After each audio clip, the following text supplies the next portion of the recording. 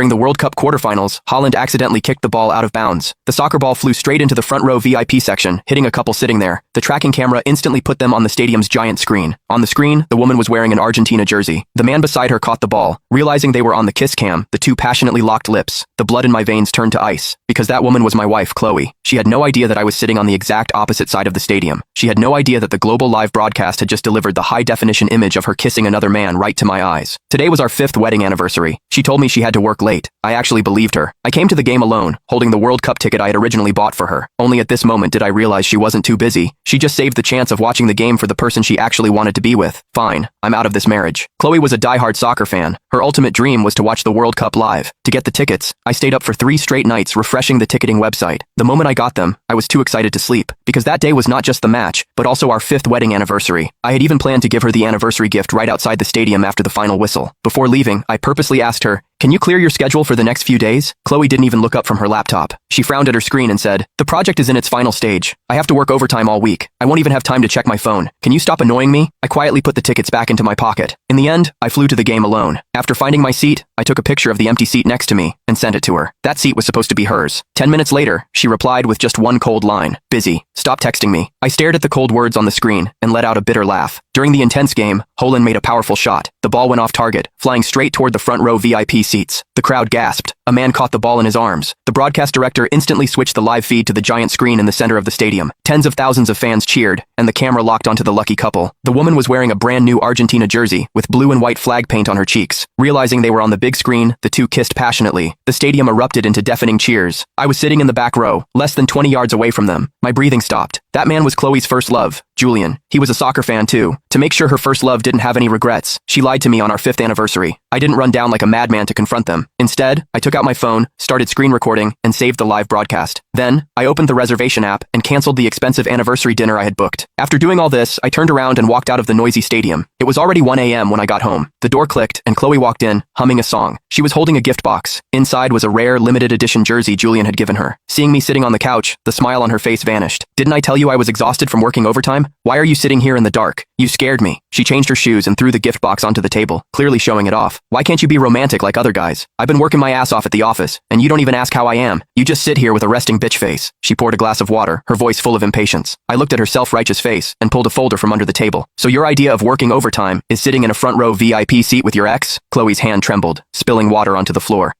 Did you stalk me?" I didn't want to argue. I pushed the folder in front of her. "Chloe, here is your 5th anniversary gift." The words printed at the top of the page read, "Divorce agreement." Chloe stared at the words, her face turning pale instantly. "Are you crazy? You want a divorce just because I went to a game?"